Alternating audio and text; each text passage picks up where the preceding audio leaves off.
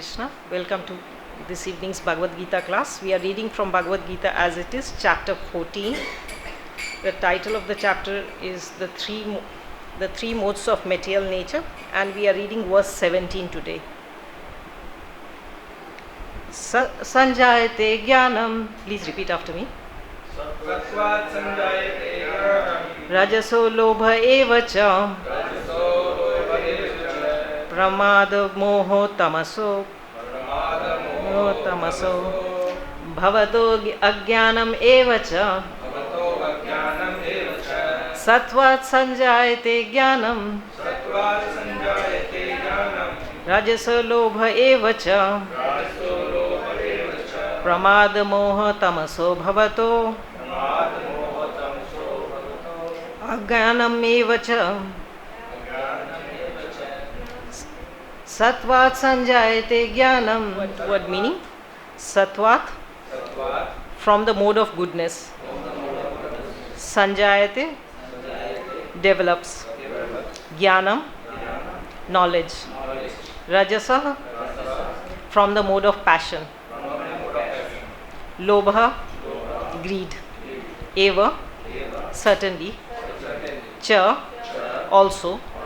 Pramada, madness. Moho, and illusion.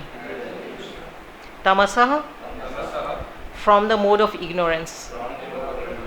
Bhavata, develop.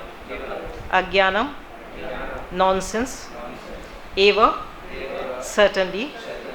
Cha, also. Translation and purport by His Divine Grace A.C. Bhaktivedanta Swami Srila Prabhupada. From the mode of goodness, real knowledge develops. From the mode of passion, greed develops. And from the mode of ignorance, develops foolishness, madness, and illusion. Purport by His Divine Grace A.C. Bhaktivedanta Swami Srila Prabhupada. Srila Prabhupada ki jai. Since the present civilization is not very congenial to the living entities, Krishna consciousness is recommended. Through Krishna consciousness, society will develop the mode of goodness.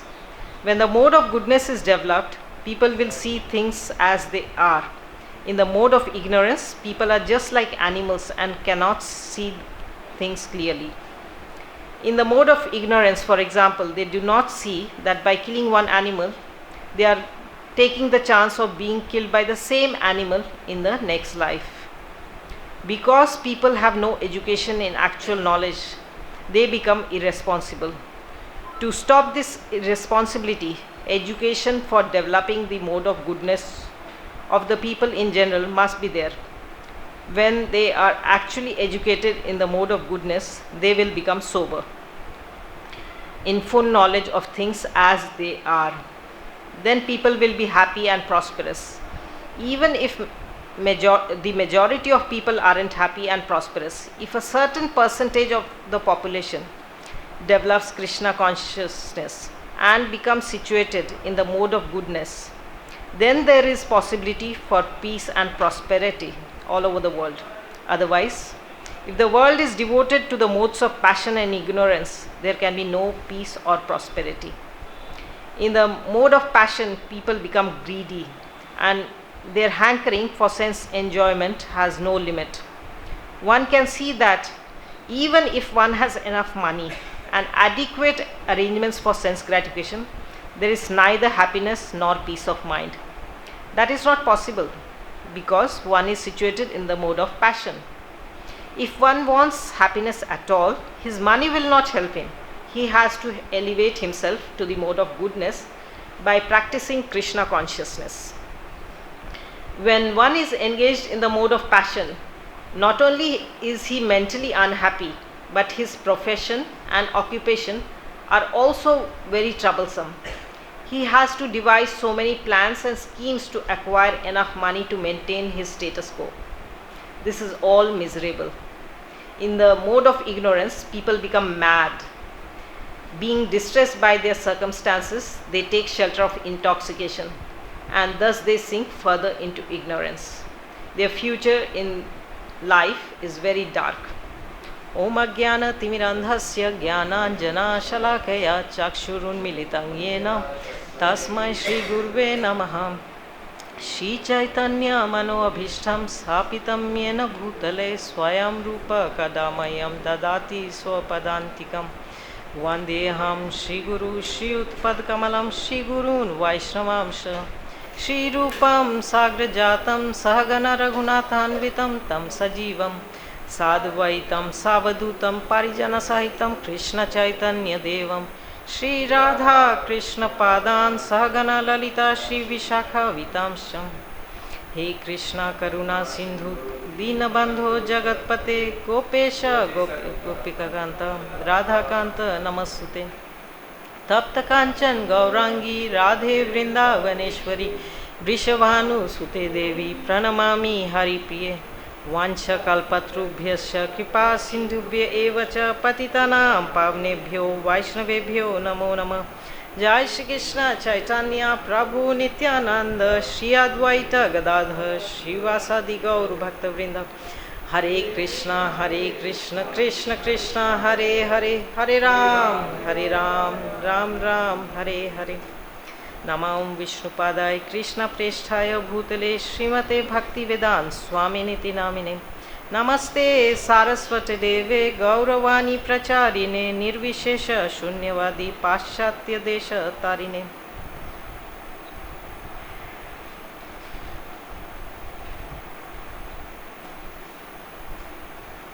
So we'll read the translation once again. Please repeat after me. From the mode of goodness, real knowledge develops. From the mode of passion, greed develops. And from the mode of ignorance, develop foolishness, madness, and illusion. In this last section of Bhagavad Gita containing 6 chapters is Jnana Yoga, and it started with chapter 13, the nature, enjoy, and the consciousness. So there we saw the soul is distinctly separate from the nature, but being entrapped within this field of activity is entangled within the material nature. And this chapter is giving us the knowledge, detailed knowledge about the 3 modes of nature, and also going to tell at the end how to get out of it. This chapter is divided in 3 sections. First 9 verses deal with how the modes are conditioning, and next 9 verses, it's uniformly divided, all 9 verses. So next 9 verses are dealing with the characteristics, action, and death in 3 modes. And last 9 verses give the knowledge about how to transcend the mode. So in this section, starting from 10 to 18, first few verses is telling about the characteristic, how it's manifest, the symptoms of the modes, how it can be identified. And then this death in 3 modes is described, and now the results. So yesterday's verse used the word the result, and this is like intermediate result. There are more or less like when there is real knowledge, so our action will be pure, which was there in yesterday's verse. And from the mode of passion, greed develops, and which results in misery. Like Bhagavad Gita says, yehi sansparshaja bhoga dukkhayana evate. When we try to enjoy from this material sense objects, then it is ultimately a source of misery. So it's sure to bring misery.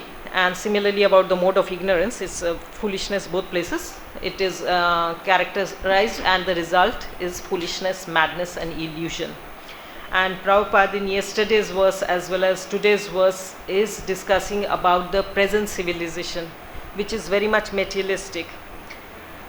I heard Prabhupada say, and I would say even when I was born, the world has changed so much within whatever life I have lived. But when we were born, the world, even still, India was not so materialistic. people in India had some moral values. People were not just after money. Prabhupada says, like in India, people, even if poor people, they were satisfied. Whatever they have money, that they are satisfied that this we have got as per our karma. But they were religious. There was some religiosity, some faith in God, and they were little pious. But beginning of 90s, I would say even India has started to change, and we have started to believe that only by having money we can become happy. The more amount of wealth we can have, then we can enjoy we can gratify our senses, and that will bring us happiness. And so it started like people started doing part-time job to earn more, and then other people see, yes, they are living more comfortably, and then slowly, like Krishna says in 7.14, Daivi Esha Mama Maya, Daivi Esha Gunamai Mama Maya Durataya. This Maya is very difficult to overcome, and like when in Srimad Bhagavatam, universal form of Lord, Krishna's smile is compared to Maya, shows Maya. So it's very enchanting. Maya is certainly enchanting, and the material facilities around us entice us and make us believe, yes, this is going to make us happy. And that's why we try to follow the people or mold our lives in a way by which we can earn more, and we think by earning more, if I possess more, it will make me happy. But there are people who are already rich by their past karma. They are born in rich family. They have experienced that only wealth will not bring happiness. But still, this is kind of madness. Still they want to increase their wealth and their prestige. They want to show off.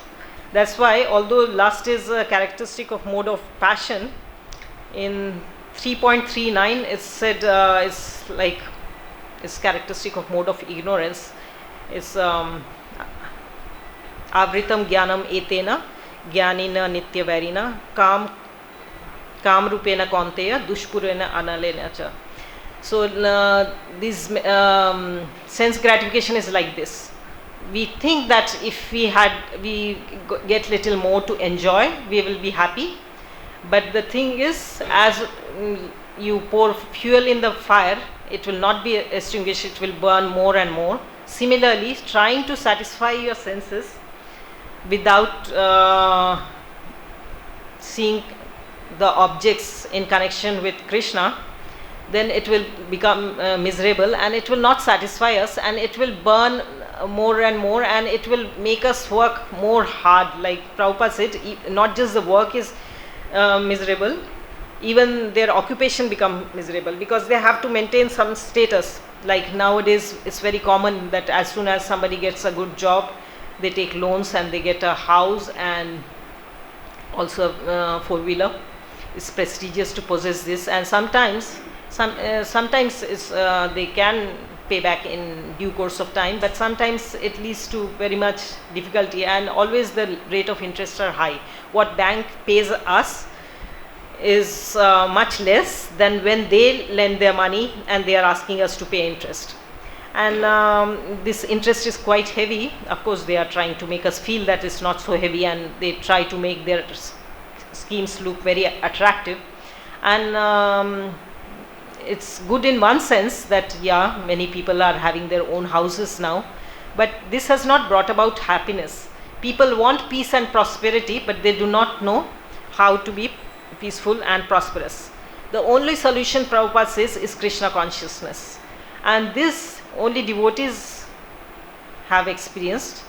And I would say devotees means not just getting officially joining the movement or chanting Hare Krishna Mahamantra. Those who have sincerely practicing the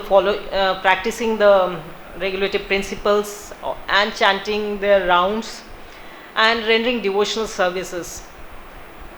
So if we are sincere, then we will experience some happiness in Krishna consciousness. And it is said, in chapter 9, it says, Susukham kartum avayam. Devotional service is very joyful. And sometimes this is not our experience. And why it's not our experience? Because we are still looking for some material happiness.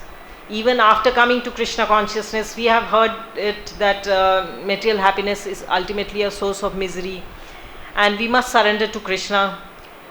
But still, because of effect of Maya, there is a strong belief, conviction in our mind, unless we chant our rounds sincerely, consciously, with a pure heart, to surrender to Krishna, to get closer to Krishna, Krishna will not reveal himself, and we will not be able to give up our old beliefs and convictions.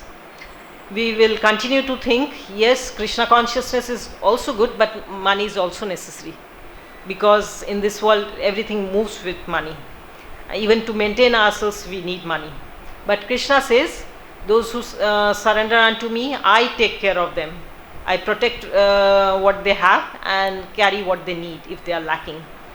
So devotee gets this conviction, or his faith gets firm by his own practice and also by association of devotees. Like we see in Chaitanya Charitamrit, Sridhar, Kolavecha Sridhar, he was very poor. His dress had whatever clothes he was wearing, he didn't have proper dress. He had so many holes. Even his house, the roof had so many holes, and he was not earning much. But always Mahaprabhu used to come and bargain, and always used to pay less. But still, although Kolavecha Sridhar used to say that please go away that time, but he was enjoying a transcendental bliss, this exchange with Mahaprabhu. In his Mahaprakash Leela, when Mahaprabhu calls Sridhar, nobody even knew Sridhar, because he was usually, when you are opulent, when you are dressed nicely, you are known among people. Who knows someone who is shabbily dressed? So nobody even knew Sridhar. Who is Sridhar? He says, Mahaprabhu says, just go and call out for him. He will be loudly chanting my name, you will recognize him. And they bring him. And then he says, Srivas, now just ask for a boon. You can ask for whatever you need. He says, no, I don't need anything. I'm very happy. So no, you have to ask something. So he says, may this pastime always go on, that you come and haggle. I like it. Actually, he was saying that time that why do you come to me, and why don't you go to someone else if someone is giving you at a cheaper rate. But he enjoyed that transcendental exchange. That exchange was pleasing to him, although to the material world it may seem like Kolavecha Sridhar was so poor, but he could experience that even without having material wealth, he could experience a bliss which money cannot bring about. Yesterday, in his Japa talk, His Holiness Loknath Swami Maharaj was mentioning about one pastime of Chaitanya Mahaprabhu. He is reading a book in Bengali about 6 Goswamis, and there the pastime of Mahaprabhu entering Ramakeli is mentioned. And as Mahaprabhu entered Ramakeli, he was always, wherever Mahaprabhu went, he was always followed by many hundreds and thousands of people. He was so beautiful, and because of his purity, people were attracted and naturally would follow him. So when he entered Ramakeli, he had many followers behind him. And then the then kind of king of Bengal, Nawab Hussain Shah, who was then ruling Bengal, he became fearful, and he sent his police officer, whatever those days, whatever kind of officers existed, he sent his Kotwal, the police officer, to go and see what is it about. And then when he comes back, he asks him, so who is this? What does he eat? How does he look? And this police officer was bestowed by mercy of Mahaprabhu, and he could see his transcendental beauty. He describes his beauty like Mahaprabhu has very deep navel. His arms are very long, almost reaching his knees. His shoulders are like elephant. Neck is like a lion. His face, he has a golden complexion. His eyes are like petals of a lotus, and he is so effulgent as if thousands of moons have risen together. So hearing this, Nawab Hussain Shah heard this, but still his heart, he was not fully peaceful. And again he asked one of his cabinet ministers, he calls Keshav Khan, and he asks him, so what do you think about this sannyasi? And then Keshav Khan says, oh no, he's just a bhikshuk sannyasi, he's a mendicant renunciate. There's no need to fear him. People are following him, he's a sannyasi, so they go place to place, so he has come here, he'll leave, there's nothing to fear. But then again he is asking Rupa Goswami, that time he was not Rupa Goswami, Dabir Khas. So what do you think about this Krishna Chaitanya, this sannyasi? And then Dabir Khas tells something, and then he says, why are you asking me? You are the king, you are very intelligent, you know very well, why are you asking me? You know better than me, you have a better understanding. Ask yourself within your heart, what does your heart say? And he says, yes, even I feel he is Sakshat Hari, he is Supreme Personality of Godhead. But then what we see in this incident, although he is a king, but he is fearful. And Mahaprabhu didn't come with like a king with many soldiers, like he didn't come with horses, soldiers on horses and elephant. He came just with a group of people who were walking. But still, a king is fearful. But a devotee can be fearless, because he has taken shelter of lotus feet of Krishna. Then a devotee, only a devotee can be fearless. Otherwise, even a king is fearful, and this is the nature of material world. First, people, those who do not possess, they want to possess it. They are hankering to possess something, whatever, if they have wealth, maybe some position in the society, or maybe some fame, something they are trying to possess. And then once they possess it, there is a fear of losing it.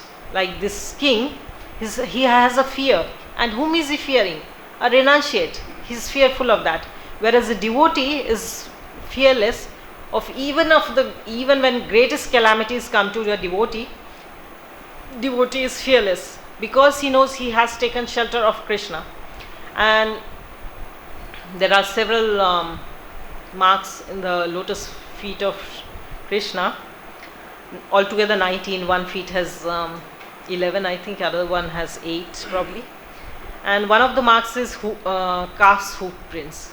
So it's said in Bhagavatam, there is one verse which says that for a devotees, the problems of this material existence, which are big like an ocean. In the morning we are singing Samsara Davanala.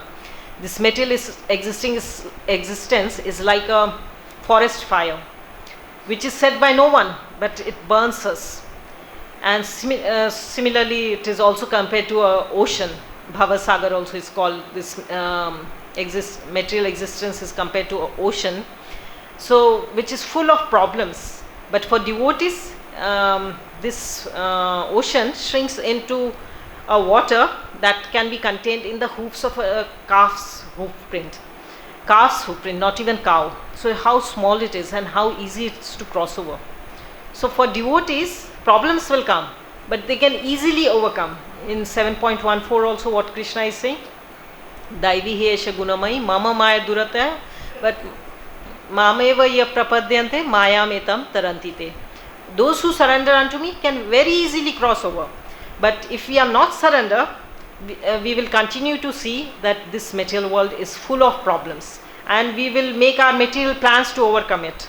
But we have seen and we have experienced, but we have to take shelter in Krishna and surrender unto him, and take association of devotees who have developed firm faith, and solidify our faith that yes, this is the thing which will bring me happiness, and not look for material happiness.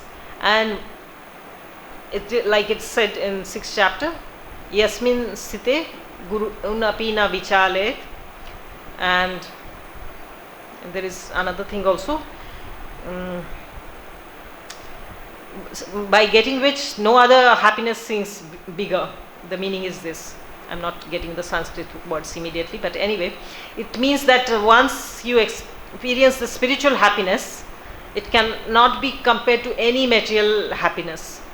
Whatever material possessions can bring, they can bring some sense of enjoyment, fleeting pleasure, but they have no permanent existence.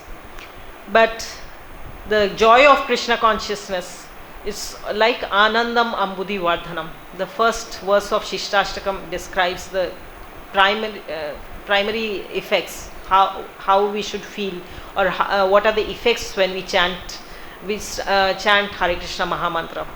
Anandam Ambudhi Vardhanam. The ocean goes on increasing, and the ocean of bliss goes on increasing.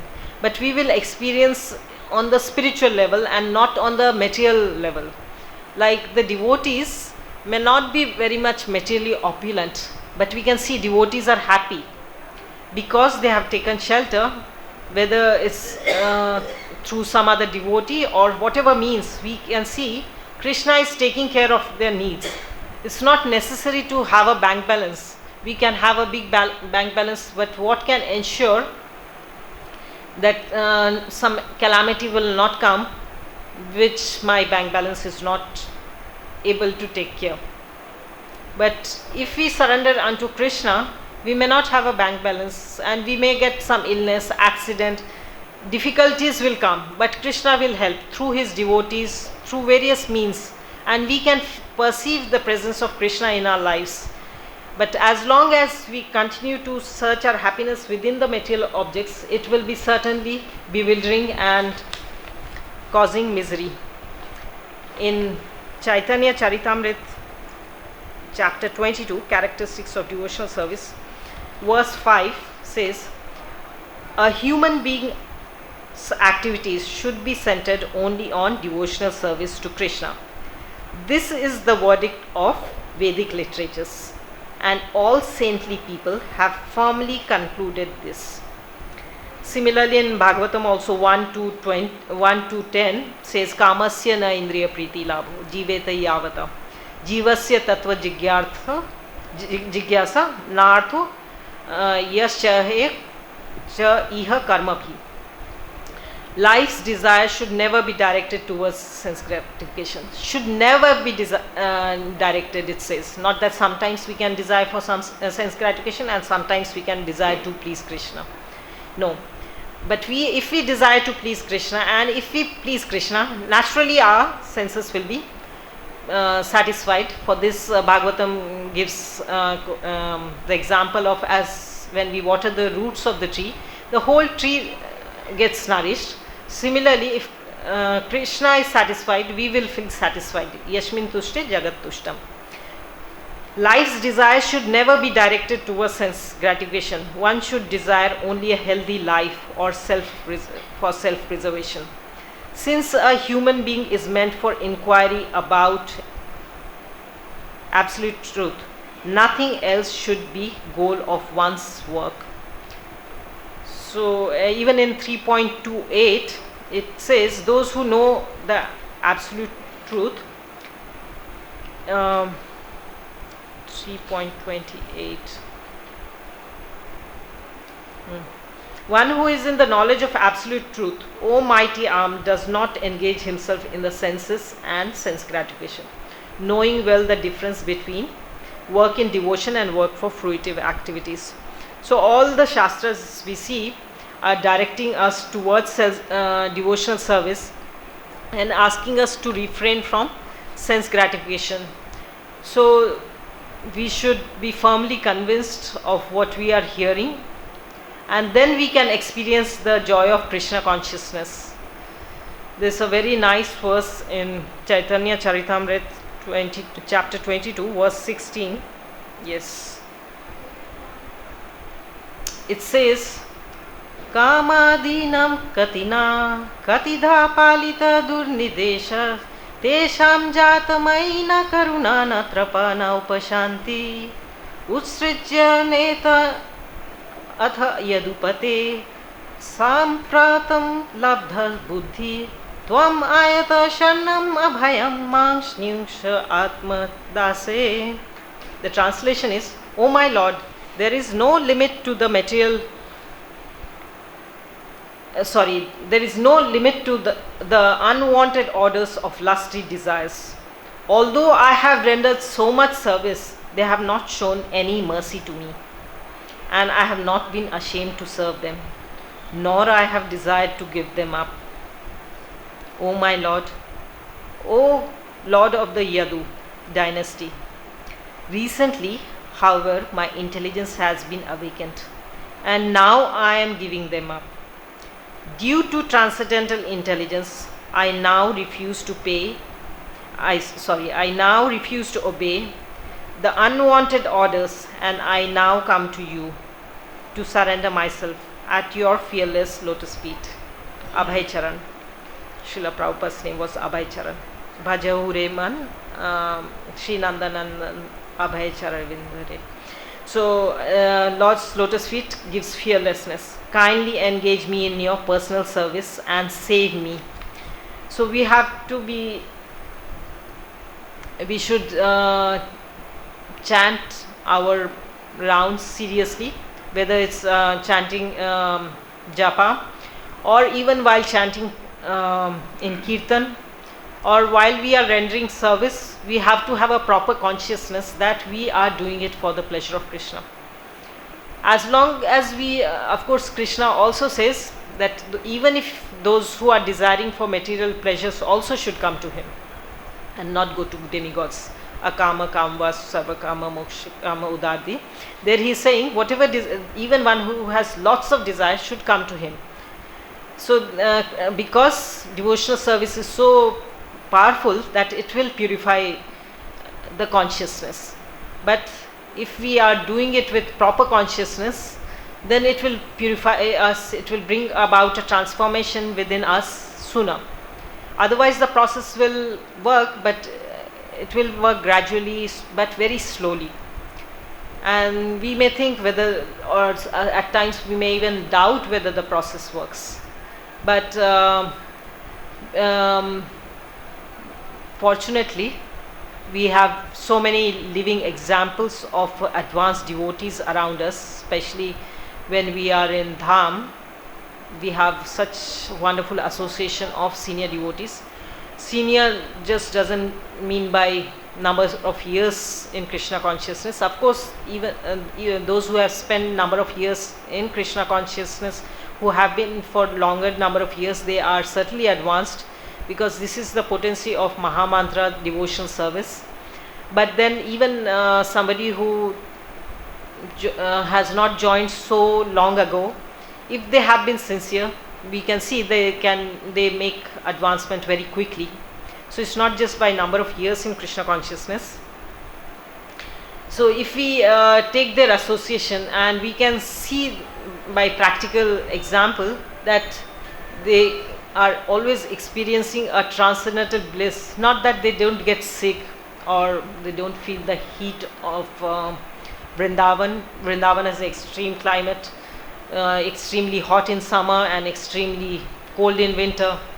There are only very few months between the two seasons in the transition period, which is pleasant, which is neither too hot and neither too cold, but otherwise either is too hot or too cold, which is not pleasing to us. And this, our body will experience the scorching heat or biting cold, but this cannot disturb us if we if we are firm in our practices of Krishna consciousness, we will start to identify less with our body, and we will identify more as a soul, which was there in the next chapter, Kshetra and Kshetragya. We are the body. Within this body there is a soul, which is me, and I am not this body. This is the basic of Bhagavad Gita, chapter 2. When Krishna starts speaking, he starts to impart this knowledge first, that you are not this body. So this heat or cold, or even these material miseries, or even actually happiness, have got nothing to do with the soul. Soul is spiritual, and it has got nothing to do with the material happiness or distress. But because it is engaged in this body, we identify so much with it. But if we sincerely engage in devotional service, we will be able to come out of this bodily platform, and we can realize ourselves. We can see that I am completely different from this gross and subtle body. Like in deity worship, when devotees go to the altar, before that they are chanting a mantra, which Mahaprabhu gives, this Naam Vipra Nacha Narapati, that is also there. And apart from that, there is this one prayer in English. It's not exactly translation, but it is this, that I am eternal spiritual being, completely different from this gross and subtle body. So when we continuously chant such mantra, or even chant Hare Krishna Mahamantra with a prayerful mood, asking for mercy of the divine couple, Srimati Radharani and Krishna, to give us shelter and help us surrender and keep us engaged in their service, as it is said in that verse, and save us, because this is the thing which will save us, not our bank balance or even our relatives or friends or material possessions. They cannot save us from small little problems or from the jaws of death. But coming to the spiritual knowledge or understanding, what we understand, this soul is immortal. So what the whole world wants to enjoy or trying to experience is, they are trying to enjoy unlimitedly, but they are being checked. This is what this chapter is showing, how the three modes are binding us, how the conditioned soul is bound by the three modes. Even in the verse 714, Daivihesha Gunamayi, Prabhupada explains the three gunas. Gunas also mean the ropes. So when the three ropes are intertwined, and then it becomes very strong, and it's very difficult to come out if you are bound by such a rope. Where three ropes are intertwined, then it is very strong, and if a knot is tied, it's impossible to get out of on your own, and nobody else who is bound in a similar manner will be able to free ourselves or that person who is bound in such a condition. Only one who is free, who is out of this, who is not bound by this rope, who is above these three modes, who is liberated, can free us. So that is Krishna, his devotees, his representatives. So if we apply what we are hearing, or if we chant our Maha Mantra, whether in Kirtan or Japa, sincerely, consciously, with a prayerful mood, we render service with a devotional mood, then we will experience, we can get free, we will get a good association. It said Krishna is fulfilling our desires since time immemorial. So if we desire, Krishna will surely give it, and very soon. Of course, very soon does not mean we pray today and tomorrow it will manifest. Krishna also has to see that we are sincerely praying. Otherwise, when in distress, everyone comes and prays, I understood and now I have learned the lesson. I want to surrender to you. Today I say I am fully surrendered to you, but that may be just a temporary feeling. But we can see like this Nawab Hussain, the fear was prompted because he was a materialistic person, whereas this Dabir Khas, because they had heard about Mahaprabhu and they were already doing some spiritual practices, they could understand his position immediately and they were not fearful. They were, in fact, they were wanting to meet Mahaprabhu, and we know how very soon they would give up both Sanatan Goswami and Rupa Goswami. I mean, that time they were Dabir Khas and Sakar Malik. They would give up their position within Nawab Hussain Shah's government and go and join Chaitanya Mahaprabhu. So only Krishna consciousness is the solution, and we have to be convinced of this fact. And if we even if we have chanted or rendered some devotional service with some sincerity, we would have experienced Krishna's protection, and that makes our faith stronger. But if we want to grow faster in Krishna consciousness, we have to associate with the devotees, advanced devotees. Then like the association, as we associate with the modes, that those qualities we take on, we exhibit, those characteristics are manifested. Similarly, if we associate with advanced devotees, so we will also advance quickly, and then what reverberates in their heart will also manifest within us. We will be able to experience what they are experiencing, because they will be able to share their experience, and which will solidify our faith. So Krishna consciousness is the only solution. Prabhupada said in yesterday's verse as well as today, that one has, because this chapter is about three modes of material nature, it said one has to be at least in the mode of goodness, but at least this said at least in the mode of goodness. Even to practice devotional service, one has to be at least in the mode of goodness. But we know as a devotee we need to transcend even this mode of goodness. And in this chapter we read that this even mode of goodness keeps us bound. So we have to even rise above the mode of goodness. But first we must at least get over this mode of passion and ignorance. And this is possible only by Krishna consciousness. I'll stop here. If you have any comments or questions, yes. Yes.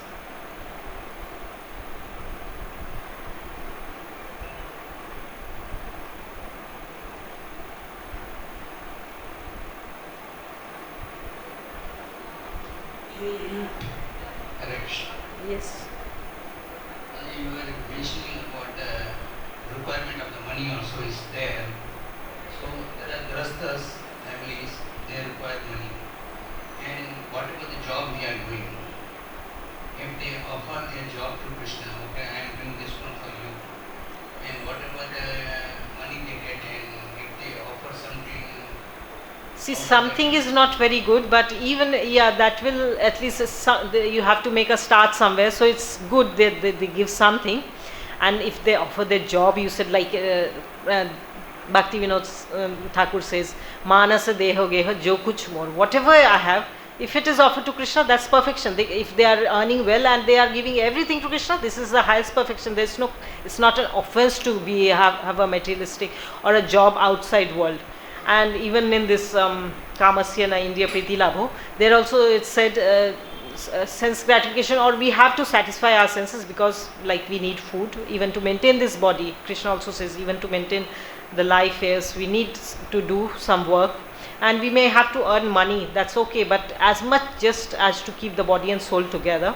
If we are earning more, then we should be ready to give it to Krishna. And if we are ready to give to Krishna, then there is no harm in going on doing job, like in Ishopni says, one who understands this Ishavasya conception, then one can desire to live hundreds of years like this. So once we are Krishna conscious, that yeah, everything belongs to Krishna, and if it belongs to Krishna and we are just enjoying ourselves, not giving to Krishna, then we are thieves. Like it said about demigods, those who are enjoying the fruits without giving a portion to demigods, then they become thieves. But it's not just to, finally demigods are the limbs of Krishna, limbs of Krishna's body. So they are part and parcel, and we are also part and parcel. So we have some right to enjoy. We are also secondary enjoyer. So we have to understand our needs and not be. There is a difference between need and greed. Here, mode of passion is bringing greed, which is bad. There are some needs, and we must meet the needs. Even like Prabhupada says, first take care of health, then comes sadhana and service. So first is health. Even to take care of health, like basically first we need to eat something, and sometimes there may be some medical needs. So we have to take care of health. It's not that because we are not this body, we don't take care of the health of this body. This body is a valuable instrument. So with that understanding, we take care of body. If we do that, then it's perfect. And devotees, those who have surrendered to Krishna. Pardon? Devotees, those who have surrendered to Krishna. Yeah. And they don't have any means. Sometimes in the temple they cannot provide anything to them. So sometimes they ask donations from the visitors or something. So what do you say about that? See, yeah, as an institution, ISKCON cannot be expected to pay our hospital bills. Sometimes if we have donated, sometimes people, and in the beginning the movement was like that. Even all these Maharajas of today, they were working and giving everything for the temple. They were working in the outside world, even to run the centers they were working and earning money. And but as an institution, we cannot expect ISKCON to take care of our needs like pay hospital bills. But Krishna takes care of his devotees through his devotees. Some agent always devotees will find. And seeking donation, yes, it's okay, but it depends on our service. We should be honest what we are seeking for.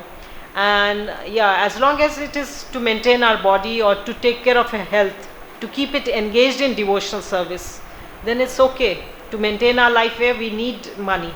But it should, again, you can get treated in a cheap hospital also, and you can imagine that I must go to Fortis, and these days big hospitals, and even hospitals are big places of Maya. So you may think people define their needs, but devotees should be simple. In Nectar of Instruction, Prabhupada says one of the purpose beginning is simple living, high thinking. Devotees should live simple. We should not, we can ask money to go to be able to afford a treatment, but not necessarily that we have to go to the most expensive hospitals where I will be most comfortable. So we have to define our limits and see that it's not too much. We have to take care of our health, whether it's food or medical needs. Yes, it's okay to ask donations, but we should be careful how, after getting donations, how we are utilizing it. If we are really utilizing for the purpose we are asked for, then we are not insincere. It's okay. But if we earn by that name and then also get a mobile phone, I thought I would spend 1 lakh in my treatment, and now because I spend 90,000, so by 10,000, with this remaining 10,000, I can buy a new mobile phone. My old mobile phone was giving trouble. So this is we can watch our mind. The characteristics of modes of nature has been mentioned in this chapter. So we can watch our mind, what it is wanting. So this is not good. So if you are left with 10,000, you could have donated to the temple. So it's not that because I raised a donation in the name, that time yes, I was given, maybe I was truthful when I was seeking 1 lakh, maybe hospital gave me the estimates that it would be like around 1 lakh, so I raised 1 lakh, but if I am left with it, not then we start planning how to enjoy it. This enjoying mentality keeps us entangled within this material world, so we have to give up this enjoying mentality. Otherwise seeking donation is not a crime, it's okay, it's not an offense. We can get donations, but we have to be careful and watch ourselves also what we are doing with that.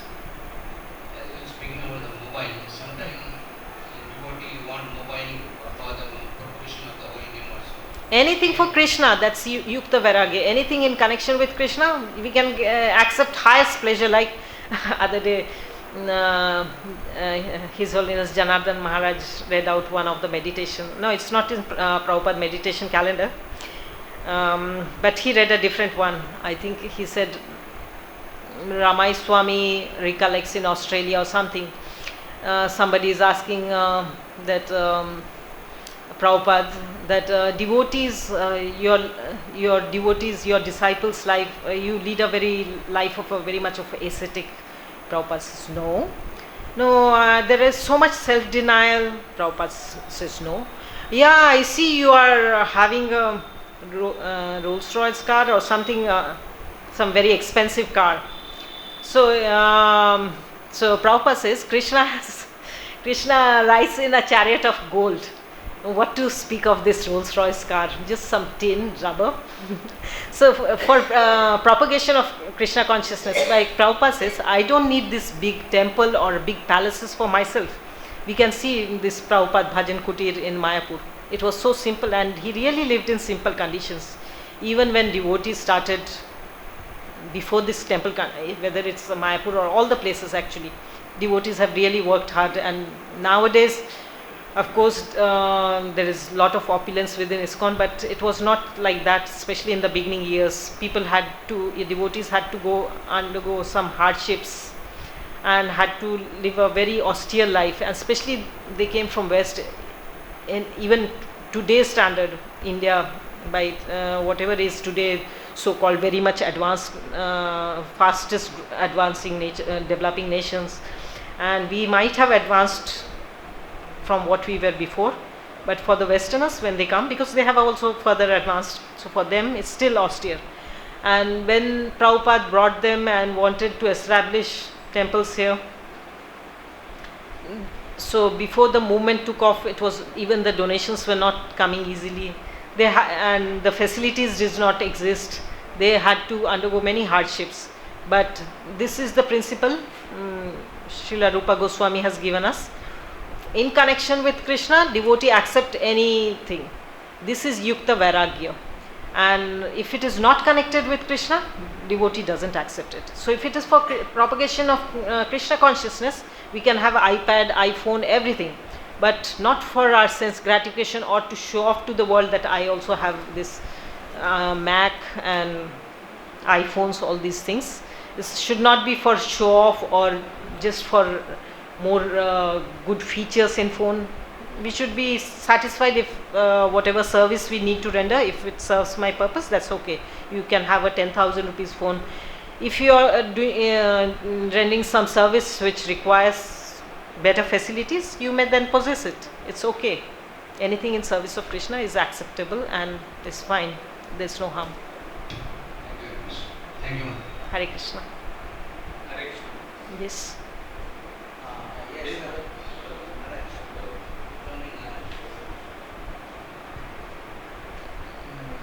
Sudama Viprata. Yeah. Krishna.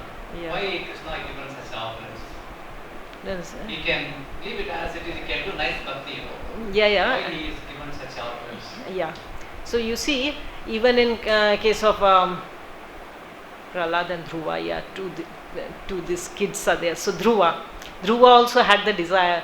So after, when he started to meditate and he saw Lord Krishna, and tears came to his eyes, and then that happened in the life of Narada. Even for Dhruva, when he could see Lord in front of him, he said, I don't want, what I desired was wrong. But he said, no, because you desired it, you have it.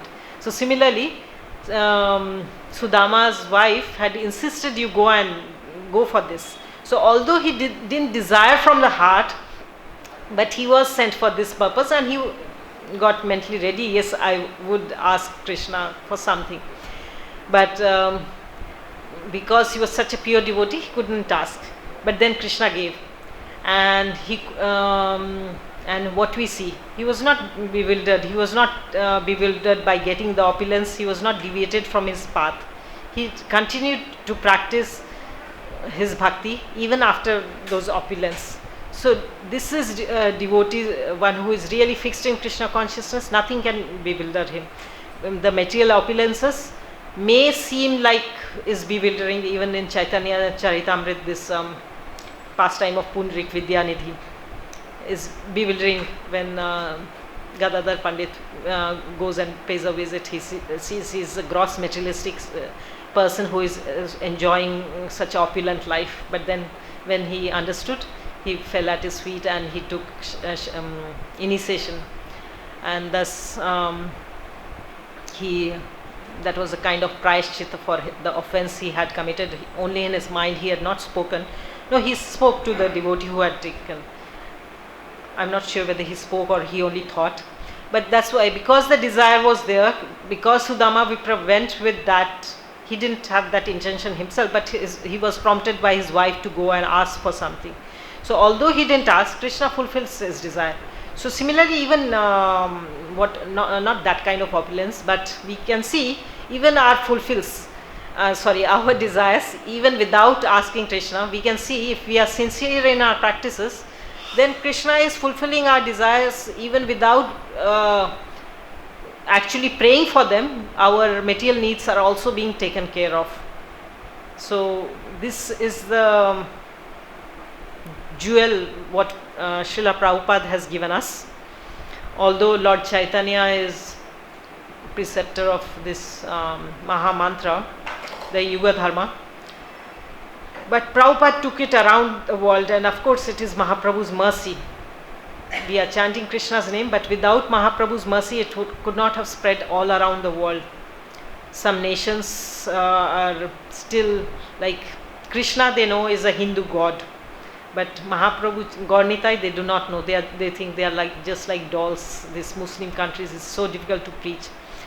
So Krishna has his ways. He came as Lord Chaitanya Mahaprabhu to give this mercy and to spread his mercy. And this movement we can see is only spreading because of Lord Chaitanya's mercy. We are not qualified still, even before we started and wherever we are today. We have no qualification. We are only carrying on because of Mahaprabhu and devotees' mercy. And it's a bliss, it's a jewel, but we have to experience it. And for that we should have a sincere desire. If there is a sincere desire, Krishna will fulfill it very soon, depending on our intensity. Like in that verse, akama kamva tivrena bhakti yogena. So there has to be some tivrata, some intensity in our desire, sincerity in our desire, and depending on that intensity, our Krishna will answer our prayers. Okay, thank you. Hare Krishna. I think we'll stop here. Is that okay? Thank you. Hare Krishna. Thank you for coming. Bhagavad Gita ki jai. Srila Prabhupada ki jai.